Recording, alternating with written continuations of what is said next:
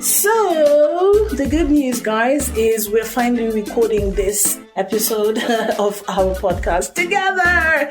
And it's really cool because and we usually do this with Anna all the way in the States and me here. And she's here now. And it's super special because we're doing Hip Hop Colony. And this was around the same time that Anna and I met. We were at that time building Necessary Noise, trying to write the album, and this is around all that is where our friendship really started from. And it's super cool that Anna is here now. What do you remember about that time? And I'm just so excited to do this special episode, 20 years later, because of how much things have changed. Yeah. But I distinctly remember back then that it was just absurd. It wasn't anything anybody had heard of, having a female artist who is actually doing hip hop and who has decided, no, this is going to be my career. It wasn't just like something you do on the side. So I think there was a lot of investment and belief in the fact that we have our own stories to tell. And it was just so amazing for Mike and Russell to actually document that period and demonstrate, both from the artist's perspective, from the producers and everybody who came together, to essentially create an industry that just wasn't there. All right, you guys, let's get into first. There is a movement promoting our stories, and many of us grew up with a strong craving for images we can relate to. Production teams, writers, creative heads have come together to tell stories, and this podcast is their voice. The themes covered are very relevant to the Black community, and anyone concerned by the social and racial injustices that are in place to stifle this voice. The Pan-African voice is not easily heard, and here we talk about our movies, that film or doc which you heard about but didn't get to see. What was the story? Where can I watch it? It now has a voice. Tune in. We walk you through these stories and interview the filmmakers. Welcome. Karibu sana. And starting right on the lens. Ready? And action. Hata nikose verse naweza flow na rivers 16 bars tosha verse moja bas sasa basi mi ni ya bas. Hi everyone. hey guys, Welcome to another episode of the Pan-African Film Podcast. and welcome. Today we're going to be talking about Hip Hop Colony, which is a documentary that was done about 20 years ago, and that was just around the time when I started my career.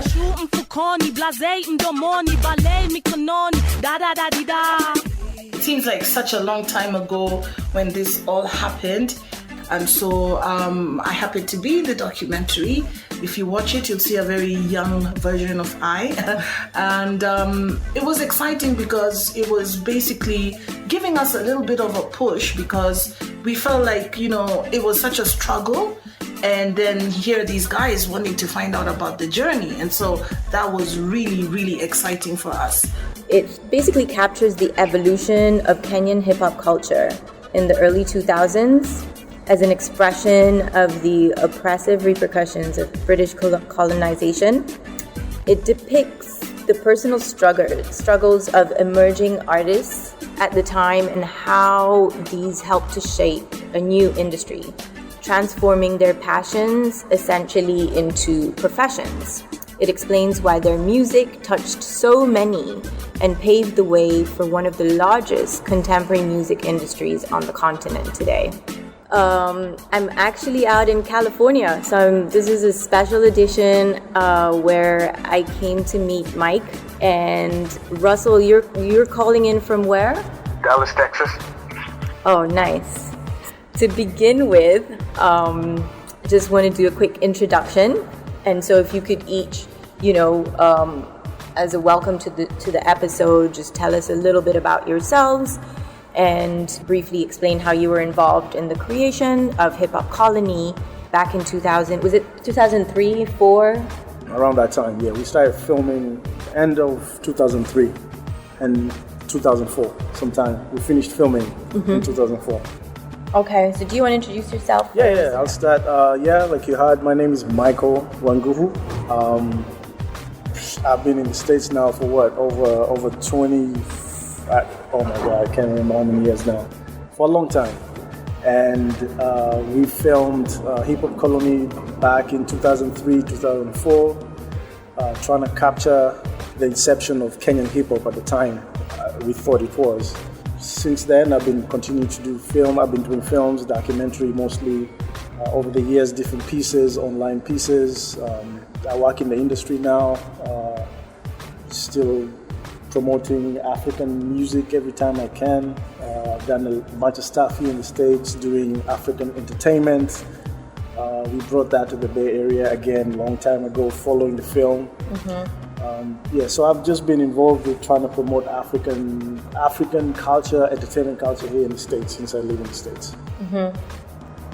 I'm Russell. The journey our journey goes way back. We actually, part of what brought us together is the fact that my cousin Brian brought us together, and I originally used to write for Nation. I think we started Young Nation back in the late 90s, and then came to the States, and Mike happened to be in the States. We pretty much grew up together, and we used to hang out a lot, and we all had this interest. And I just left Kenya because as I was living in Kenya, that's when Hardstone, K-Shaka, Nikki, and all this, like the scene was just starting to blow up when I was living in Kenya. And I think we had Nation. I'd done several profiles on a number of the artists at that time. And so when I came to the States, Mike had just gone to Kenya, and he had like an amazing experience. I think there was a big concert in the coast and nature of things. And when he came back, he was like, wow, because Mike had left Kenya, like I think in what, in 94, Mike, was it? 94? January 96. Like, was it December 95? I can't remember. I remember one of the last places I visited before I came to the States was Carnival, right? Rite of Passage, right? Anybody who lived in Kenya knows that, right? Carnival never dies, it's always there. And when I was there, it was a regular stuff, DJ, music, we had some, we had dinner with the family left, the young guys were left over, we stayed over, music was playing, I can't remember who was DJing, regular music, soul music, hip hop, R&B, and then the last blues before the end of the night, remember that? Yeah, that was the lineup. Exactly, right? And then, so anyway, that's when I was leaving, and then stayed in the States for 3 years or 4 years maybe, and then went back in 2000, and just before we left, there was a concert, and it was Maxi Priest was at Carnival. I remember that. And Hardstone was one of the curtain raisers. Yeah. And I think Red Sun or Baby Cool, there was a lineup, Kalamashaka, and I was there to see Maxi Priest, right? I mean, I was familiar with that. But then all the lineup just blew me. And then when these guys came on stage, when Kalamashaka went on stage, people swamped. Zinashikana kama DC na CC na flip script na beat na narudisha vitu mpaka enzi za BC. Everybody was singing word for word in Swahili, and I was like, what the hell is going on? It just blew, and I'd never seen anything like that. Like that before, right? Never. So I think that was the key thing. It was like the novelty. It's something that had never been done before. And I guess you wanted to capture that. Yeah, to them, to Kenyans at that time, they were already familiar with that vibe, They had seen Kalamashaka. I mean, the Swahili rap was getting popular. Yeah. But let me detect a little bit. The interesting thing about Mike saying people cheering Kalamashaka, I was there when Kalamashaka were booed for rapping in Swahili, like during the initial stages, and they were being booed, like it was like they were breaking new ground, and people could not quite get what this thing was that they were doing. Because I can't remember which artist was they were like one of the Coolio, it was Coolio. Oh, that Coolio. I remember I had my final exams like the next week, and I was like, no, I gotta go to the Coolio show. But it's true, it was like the first like kind of big concerts where the opening acts were almost just as popular. Like people were just as into the local curtain raisers, as you say, as the actual show. And I think that was an indication that things were changing, right? it brings me to one of the questions I had wanted to ask towards the end, but maybe we'll start with that. And that's, how much do you think like the language was a barrier to sort of that global commercialization? And do you think, in Nairobi, there's that whole sheng, which like for our audience is kind of a mixture of Swahili and English. How much was like the artist contributing to the commercialization of the language? Because like even now, Swahili has kind of become the African language out here in the States that people just kind of know. Yeah. So, how much do you think the language was a barrier and just accepting that was groundbreaking? Yeah. For me, I don't see so much the language being a barrier other than people us accepting ourselves being a barrier. Now, we grew up in Nairobi, and the places that we grew up, I grew up in Bagakate. Our hangouts were Yaya Center, Sarit Center, we're so caught up in trying to mimic what we're saying with Jodeci, like R&B, Jamadeli, that's what was more mirroring, the more Western we look, the better we represent ourselves. And so the language is not a barrier. We were a barrier to ourselves. We're trying to mimic what, because now fact, there was a time we had things like Jamadelic, those shows that were on KTN. And KTN was kind of, those KBC, KTN, those KBC. That kind of shaped how we were, shaped us to, we liked our broadcasters talking that British accent or American accent. Those are the things, like people who had never been to the States or out of the country would speak in American accents, you know what I'm saying, or British accents. That's true. Mm-hmm. That's true. There was a lot of that. Mm-hmm. And let me just clarify for the audience. So like Yaya Center, Sarit Center were pretty much like the first malls to ever open up in Nairobi. So there was very much like an Americanized culture for the youth of like just almost imitating what was happening out here in the States, of like we'd hang out at the malls and try to talk like what we saw on TV because none of the content was really local, right? Yeah. And Jamadelic was what you would find in the States, like 106 and Park, those type of shows where, you have music rotation, countdowns, top 10, top 20, whatever. There wasn't anything original. It was like the formatting of everything that we did and that we saw in the media was pretty much just a template that we took from elsewhere, right? Yep. And that kind of leads me to another question, which is like, how much do you think those artists were influenced by, hip-hop's roots in the US or by other regions, and what then made their Kenyan sound more unique? Like, how did it then become a Kenyan unique sound? So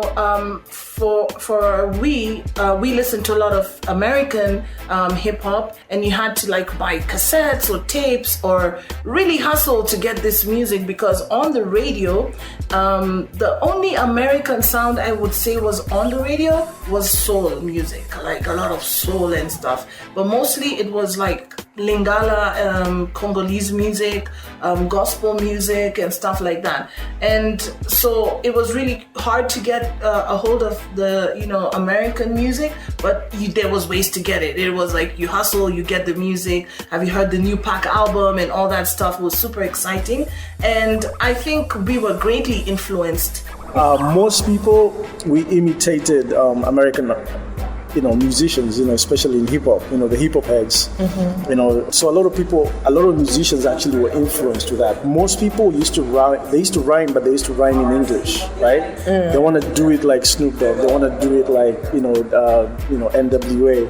But we had to tell our story in our way, and I think that is where we started coming up with sheng, a lot of sheng, and as much as possible trying to make the beats more African-ish, like it's produced by an African producer, so it wouldn't typically sound like an American hip-hop beat. So that was also something else. Yeah. But then Kalamashaka, the ones who came in and changed all that in around 95. As I recall the story that they told us in the film, Kama says that they actually met together, the three of them, in a freestyle rap competition at F2. F2 is like used to be one of the hottest nightclubs in Kenya, right? And it was this is before day parties became a thing in the States. Africa was doing them, right? In F2, they used to have a Sunday, what was it called, Russell? Jump session. Remember? It was a jump session. The jump session on Sundays. And in what? Different because that's the one that had a competition where you rhyme or something. Yeah. Because there's a dance and then there's rhyming and like different times.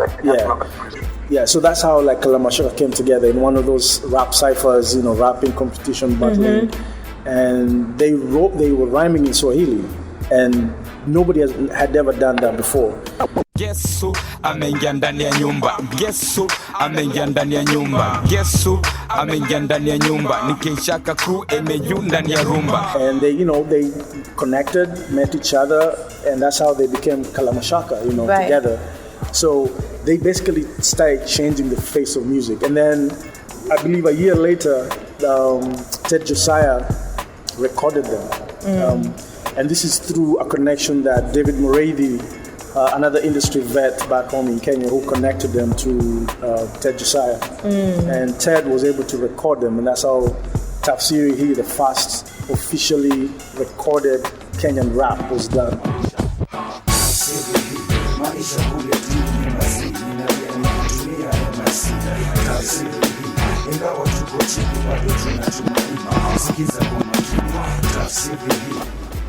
That was professional, that was on air, in Swahili, that had a marketing plan behind it, the official one. I mean, I'm sure people are recording here and there, but those are not, you can't call those like legit recordings, or just like demo tapes, right?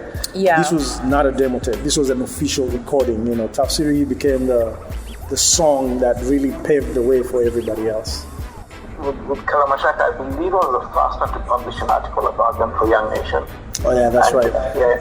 And David Murady, I'd worked closely with David Murady to make sure that the angle we were looking at and just how to break out the profile and tell the stories in a way that were just from their perspective, not because one of the here's another thing about what Young Nation did that is different from the main publications.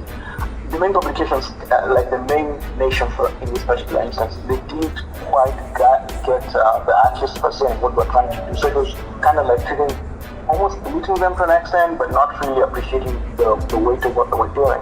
And so Young Nation gave that opportunity to just shine a proper light, like give them a unique perspective where you could actually read more about the artists and celebrate them at the same time and what's been done. So we have actual documentation of what's taking place. So one of the big issues, and I think we discussed that with David, was that we don't have documentation of things happening. Like if you look at the 80s, we had a series of artists that came about, but it's mostly audio, but you don't very little in terms of publication that you can pull up and see today, But when you look at, the Western culture, like they are very serious about documenting. They say this is the greatest artist that ever lived, but there's no proof of that. But just by virtue of the fact that they published it and there's nobody else to push back on that story, it runs as the truth, So us publishing these kind of stories give validation, give authenticity, and just help build up what was going to be the industry. Yeah, I also think what really helped create that audience was some of the producers, right? So the artists have always been there. But I like that in Hip Hop Colony, you really do feature also like the producers behind these artists, because they really did help to propel them ahead of just, like you said, the sort of day parties and into a bigger audience, right? So when you look at someone like David Murady, Ted Josiah, DJ Pina, Bruce Odhiambo, the late Bruce Odhiambo.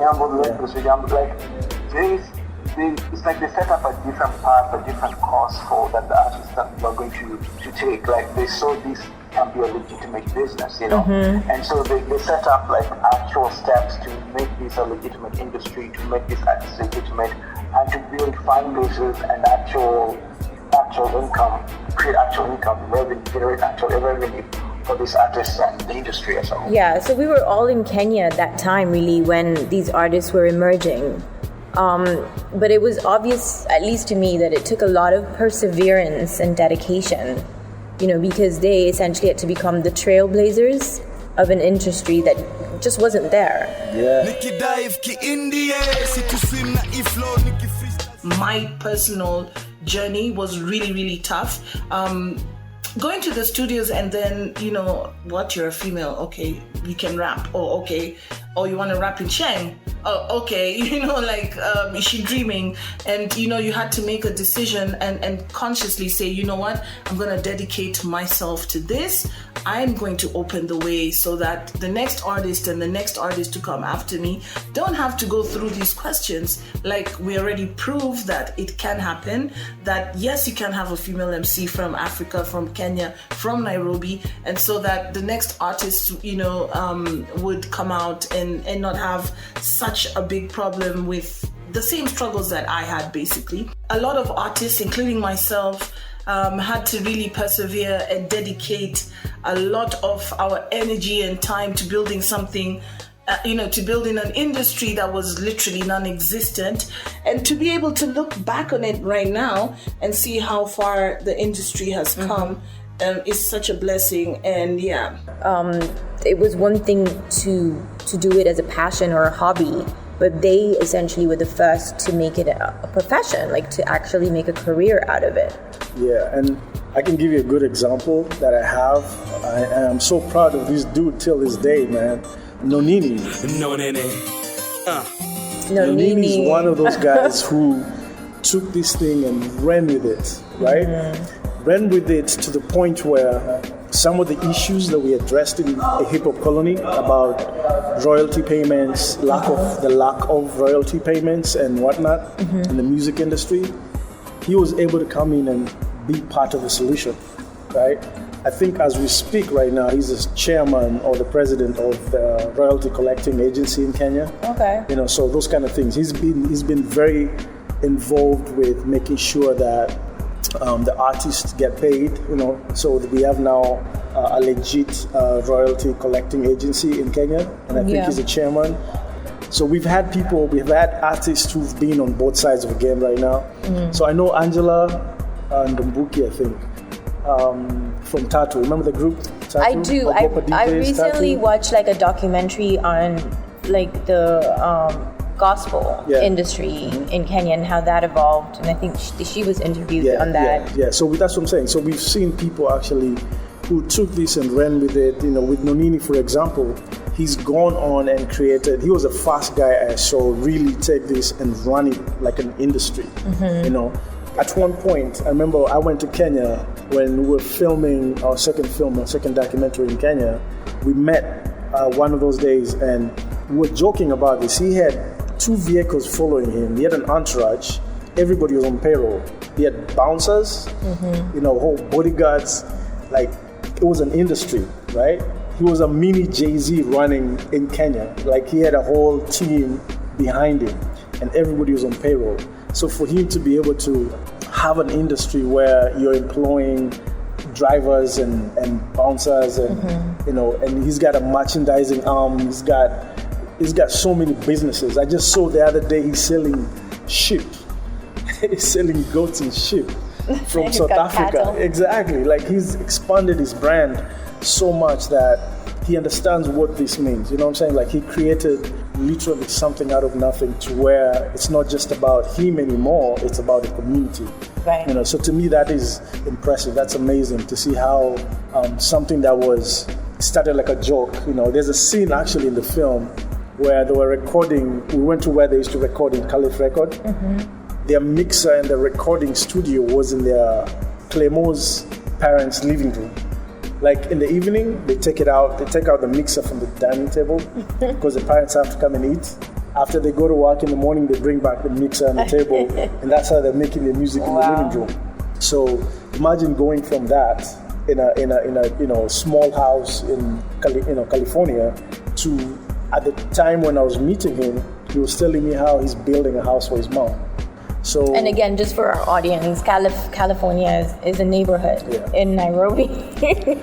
Just to clarify. So yeah, one of the neighborhoods, and all these artists came from a variety of backgrounds across the country, I would say, not just Nairobi. And what was interesting to me is like their personal struggles, however they address them individually. Obviously, I was, closest to Nas and that scene, but each one of them had their own personal struggle in saying to their family, their friends, their employers, this is my new job now. It's not just a joke. And by making that like commitment, they really helped to shape the industry into what it is today. And let's talk about like the position of the Kenyan hip hop industry, like in relation to the other genres like in the country. Was it a time where similar evolutions were happening, like also in R&B, gospel, and other types of music? Or is this a unique thing for hip hop? For hip hop, first of all, like what was dominating the industry was really Western stuff. We had our local artists, but it was almost like our parents' type of generation that were listening to that. But the youth culture, it was pretty much just Western. That's at that particular time, whatever was playing on your MTV, that's kind of what was amplified on our local radio stations.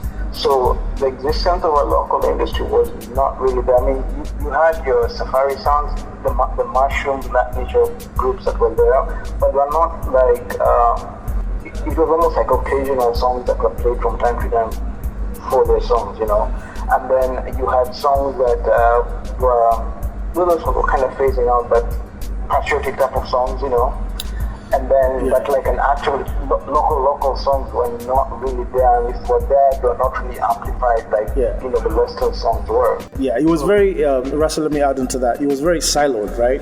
So you had the River Road industry with the cassettes, right?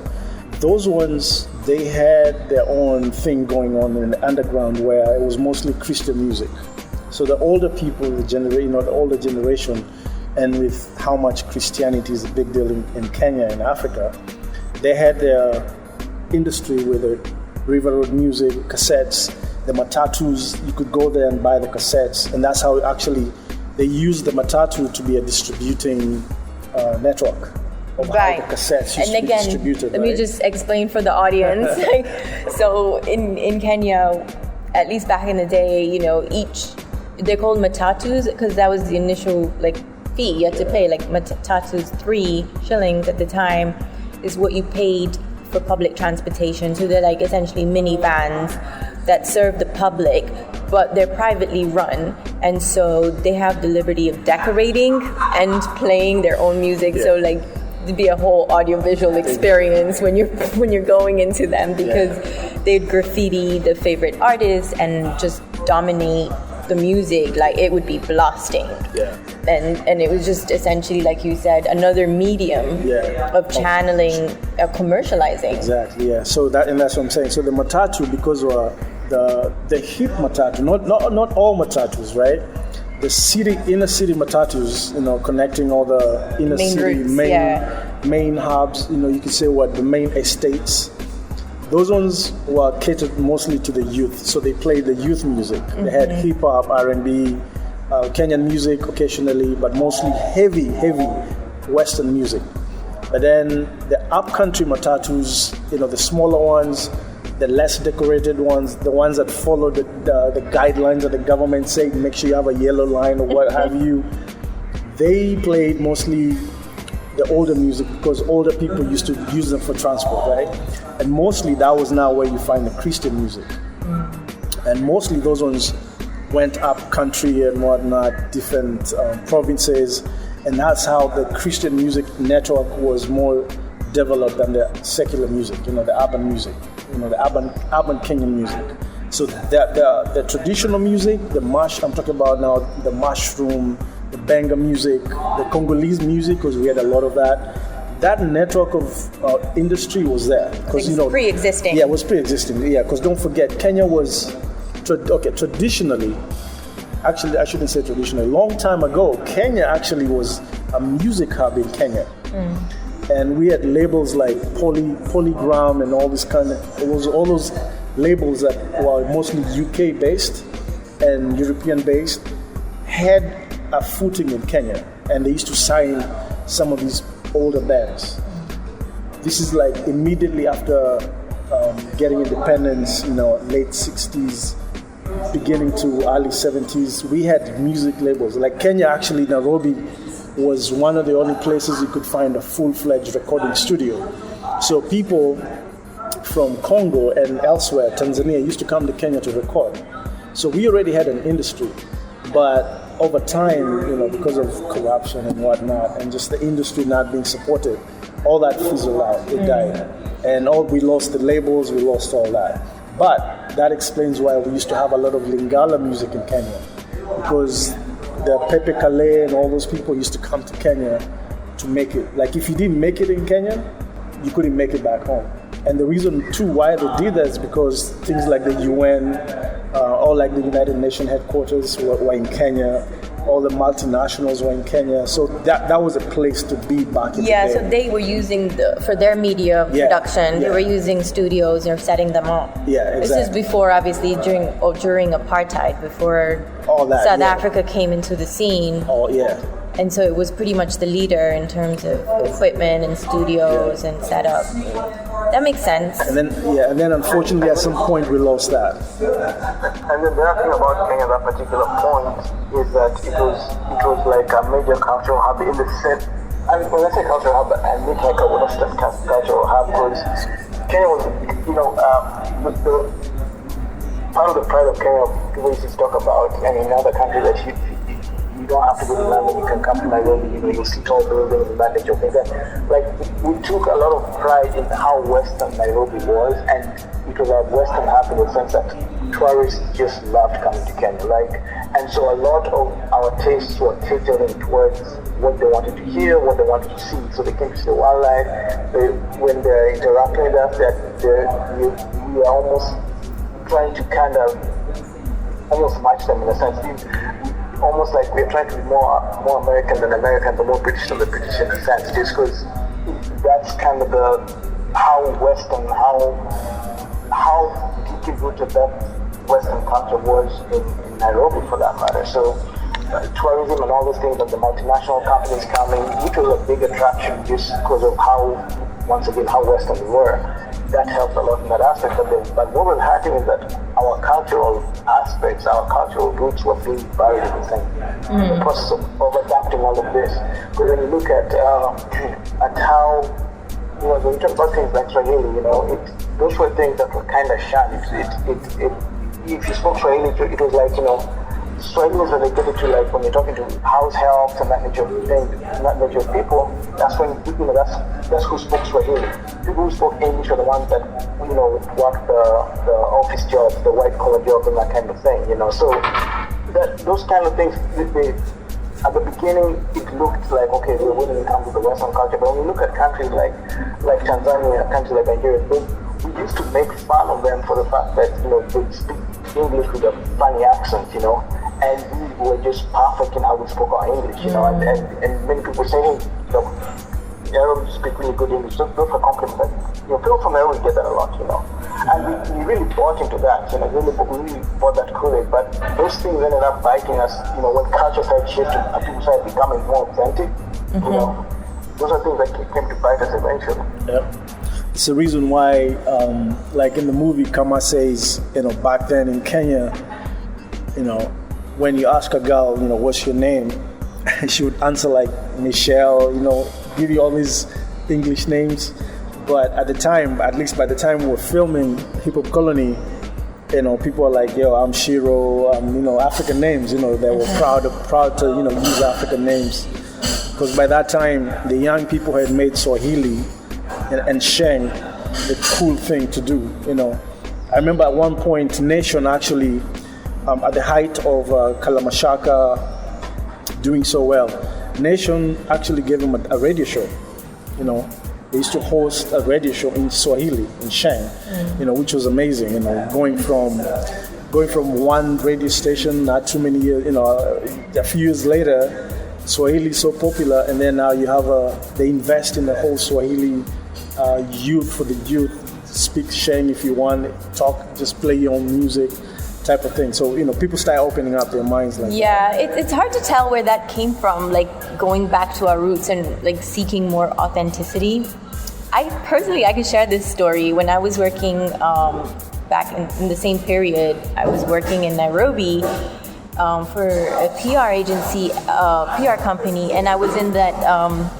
It was a big building, a blue building. Next to Capital? I&M I know what you're talking about. You know that one? Yeah. Next to Capital. And Nation used to be Capital there. FM, right? No, I think not Nation. No, there was a TV station. KTN was in that same building. And I was in the elevator, I was in the lift, and this girl approached me and was like, oh, you know what, you should come upstairs and audition like to become a news broadcaster. Yeah. And I was like, okay, yeah, cool. I'll audition. Why not, right? It was funny. And no merits, just how you look. Just based on exactly. But as she's saying that, and I started, taking the elevator with her. At the time, I had dreads. Okay. And she's like, oh yeah, but we got to do something about the hair. Like, Are you ready to cut it off? And I was like, okay, let me just go right back down to my other level because that's not happening. And she was all like, but maybe you can wear a wig, Wow. So I don't know, how open, and maybe amongst the youth, I think we were seeking, self-validation and what have you. But I don't know that the whole country or the older generation. I want to say this. I think also I can connect it because we saw it directly related to Kalamashaka, right? Because Kalamashaka was heavily influenced by conscious music. Around that time is when hip hop, even in America, started changing, where Black Star was out, Talib Kweli, Dead Prez, so a lot of conscious music also started coming out at the same time. Where you, on one hand, you still had the Jay-Z, Rockefeller, party, but in the media started taking notice where underground conscious people started coming up and started questioning hip hop. Is this right for the industry? And then we saw the rise of the Dead Prez, bigger than hip hop, all that, bringing the other side of the equation, right? And the music started affecting people in Africa. So like Kalamashaka, they tell us how they wrote their first album. They literally listened to Dead Prez's album and translated the lyrics into Swahili, and that's how they did their raps. I remember one of their songs actually caused a riot, because it captured because I think Roba or Johnny, one of them, was going to Kenyatta University at the time. Oh. And something had happened, and they talked about it in their music, and they made a song that actually made people go out in the streets and protest, And I think that song got banned. I think Moi had to ban it from radio or something like that. Let's move to another question. Yeah. Because for me, it was like, how far do you think the artists that you featured at the time are responsible for the current shape of hip-hop culture and industry in the region? When you talk about the artists that were featured in Hip Hop Colony, I can say it's just we don't. At that time, there's no matrix, there's no data for us to look at. But they kind of set the template of what eventually became things like Afrobeats in a sense. You know what I'm saying? Because Kalamashaka did go to tour in Nigeria. They did a sold-out concert with close to 60,000 plus artists. There were fans. At that time, there were no artists in terms of the youth culture. They were one of the biggest to that particular point. But that template was replicated in Nigeria. It was replicated in Tanzania. And Tanzania they literally came like, people can recall Diamond coming to Kenya and being like a background dancer or something like that. And watching, observing. I mean, when you look at Chameleon from Uganda, people not even know he's a Ugandan. But at the time we're doing Hip Hop Colony, I think we featured him to a certain extent. He was still kind of making his way. But he saw what was happening in Kenya, took it, ran with it, and replicated it in Uganda. And so were the artists that in Tanzania. They kind of saw what was happening in Nairobi, and it's almost like they appreciate what we have and are able to capitalize on it, while us, it's almost like we're fish in the river looking for water, but then they come, they see the water, they take it, they go, they get satisfied. You know what I'm saying? And so that's kind of how I see it. I stand to be corrected, but that's kind of what I see is that artists come to see. They see what's there, they're able to replicate it in the environment and really magnify it. So in essence, Kenyans, we did not invest in the industry, right? Other people did. Nigerians poured money into the industry. Those are the same issues we talk about in hip-hop colony. You know, at that time we're telling people, you know, there's a good reference actually. Kama says, if someone can come in and invest and make an industry, it's gonna grow and become something. And that's basically what has happened with Afrobeats right now, right? Because people in Nigeria actually invested in the industry. Whatever they made, invested back in it. Yeah, you know, so the producers alone are not enough. No. You kind of need the other stakeholders. Videos, exactly. You know, there's a lot of good producers. Some of the producers we featured in the film, people like Musioka, Decimo, he went back, you know, those are the proud moments where people like Nonini, Musioka has Decimo Records, he's signed artists, he's developing artists, he's following the blueprint of actually having an industry, right? And he's doing amazing things. You know, out of that success, we've seen things like P Units come out of that. We've seen a lot of interesting things he's doing out there. You know, people like Ogopa DJs, you know, who did things the right way. They had a label that could develop artists, you know. I mean, Ogopa DJ gave us people like Homeboys. Exactly, Homeboys, another one. They went and actually owned the industry, right? They have radio, TV, and activations, and you know, they do a lot of stuff. So there's a lot of good things that came out of that era, you know. But still, the support in terms of a legit industry is not there because everybody still wants to do a one-off, you know, one hit. And then you chill, you know, you find people don't concentrate on doing a whole album, they're doing singles, right? Because they know with a single I can do 2 shows and I've paid my rent for the next 6 months. Yeah, that might be an issue, I think, globally now with, you know, the fact that it's harder to really make money off royalties and the traditional albums don't really exist anymore and how... And that's the thing, that's another thing that's really kind of crucial with what's taking place with the culture right now. Like, you know, with the fact that, you know, when you look at things like the pandemic and what has taken place, is that, you know, now there really has to be other revenue streams that have come about, you know, and people that were able to, you know, make the transition to cultures like Afrobeats and blowing up, there's merchandising and that nature of things that have become really strong parts of the brand. So rather than, you know, just artists touring, they're still selling merchandise. They have been able to capitalize on things like, you know, data from things like Twitter, you know, Instagram, TikTok. Like they're able to enhance their value whereby, okay, you're not touring now, but you can promote a certain product to your 10 million followers on Instagram or whatever, such that even though there's a pandemic going on, you're not sure, you're still having avenues of income that are still coming in for you. And also, you know, those are things that, thanks to the things like Afrobeats going global, it's created opportunities for artists not to just only rely on their music per se, but build themselves as brands that can be commercialized, you know, when that do the rises. And that translation did not really quite take place. I'm not very much in touch with the industry as I was back then, but, you know, just seeing what's taking place now, you can kind of see, okay, with data and what's taking place, it's like the new industry, you're not making money out of CDs anymore, you know. Like when you look at things like Spotify, it's usually the back end where the money is being made, not so much the artist. So like you as an artist, it's just being able to build your brand, carve out a niche for your fans and your followers, and then now kind of build yourself out of that, but not so much your music per se, you know. Yeah. So unfortunately, that is something that I still have a problem with our artists in Kenya right now, where they don't take matters into their own hands to realize that they can do this by themselves, right? They're still waiting for that industry to happen.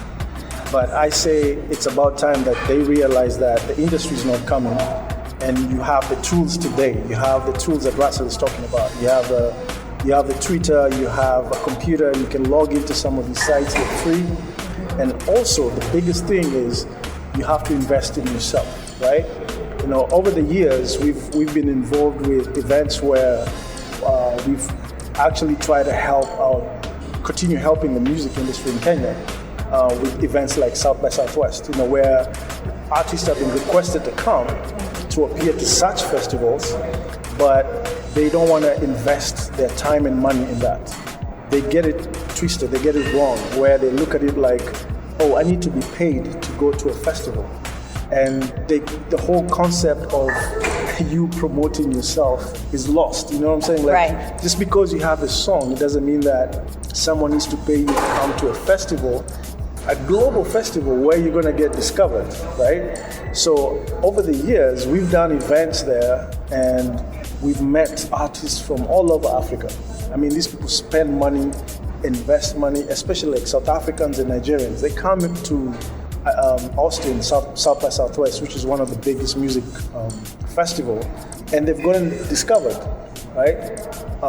Davido has been there.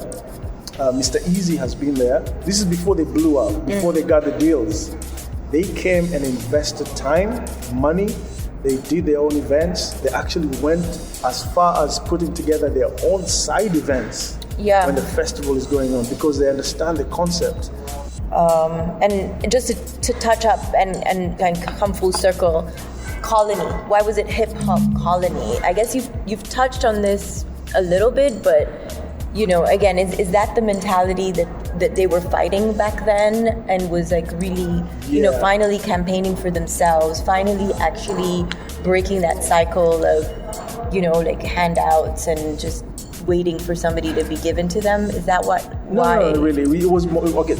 Realistically, there was a play on the whole colonization, you know, Kenya being colonized, and the fact that hip hop was colonizing the whole world, right? Hip hop started in the Bronx, and you know, started as a voice of oppressed people in the Bronx, and then all of a sudden it became commercial. It became an industry, right? $1 billion industry, permeated all over the world. You know, there was Chinese hip hop, Japanese hip hop. There was hip hop everywhere, UK hip hop, right? Hip hop was all over, and then now in Africa, it was coming to Africa and it was influencing us, right? Oh, got you. So that was basically how the British came. And just one more thing from you. I want to make sure the audience is aware. Like, where can they find Hip Hop Colony at the moment? Is there any plans for making it available, or do you have any further? At the moment, because the website is still live, just so you know, everyone can find it on www.hiphopcolony.com. And at the moment, if you're technically savvy, you can find it online on hiphopcolony.com. But we're working on. So this just came back to us last year. You know, we had totally forgotten about this chapter of our lives. You know, the film was done when my daughter was 1.5 years. And she just turned 18, so it's been many years, right? And last year, it was brought back to us at the 15-year anniversary of when the DVD came out. A friend of ours, DJ Poison Ivy, had a chance to watch it. We met a year before that, and Russell gave her a DVD, right? And a few months later, she popped it up during the COVID pandemic, everybody's staying home and whatnot. She got bored one night, popped it in, started watching it, and I guess she was, you know, amazed or inspired, I don't know. Then she started hitting up people back in Kenya, you know, telling them, oh, I'm watching you, she's never seen it. And most of these people actually have not even seen it. And some of them saw it when it premiered in Kenya and forgot about it. But it's been 18 years, right? And some of these guys have moved on. You know, people like Ted Josiah has moved on and whatnot. So anyway, we decided to do a screening, a one-time screening, and it refreshed and everything started coming back up. You know, so we're kind of dusting. We're in the middle of trying to figure out, okay, well, there's still some interest.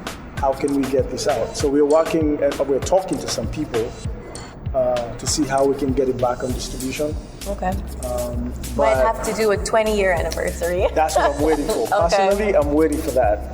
But I want to make something more epic, where I actually sit down with some of these people in the film. That would be amazing. Yeah, that's basically the talks that I'm having right now. I'm trying to see whether that can happen, where if we do it, I want to do it right. I want to do it where I actually meet, get back to the people and see what they're doing. Because a lot of the people in the movie, some have passed on, people like Bruce Odhiambo and stuff, but a lot of people went different directions, right? Some are still doing music, others have changed careers, But it would be nice to do something with them and look back and see, oh wow, 20 years, this is where we are now. This is where we are. Yeah. Okay, so watch this space. Exactly. It's the message, ultimately. But we're always promoting Africa with other content. We've been doing a lot of stuff for South by Southwest, just on a Pan-Afric point of view, interviewing artists that come there. We're always getting content out and just working with different people to promote them. Some artists have reached out to us to create content for them. So there's always stuff coming out. Great. Yeah. Thanks so much. And again, thanks for doing this. I know it's been a long time coming. Yeah, I'm glad we got this out. Yes, Thanks for listening to the special edition. It's not the usual coverage, but I hope you've enjoyed. And please look out for the Hip Hop Colony. Take a peek. And another one. Thanks again for tuning in to another episode of the Pan-African Film Podcast. Yet another powerful story about us. And if you don't know, now you know. Right here on the podcast with Anna and Naz. The Pan-African Film Podcast is hosted by Anna Marano, development executive in the U.S., and her co-host is none other than Nazizi Herji, reggae artist in Nairobi. If you want to talk some more, we can be reached at annaheron@gmail.com. That's ANNAHERON@gmail.com.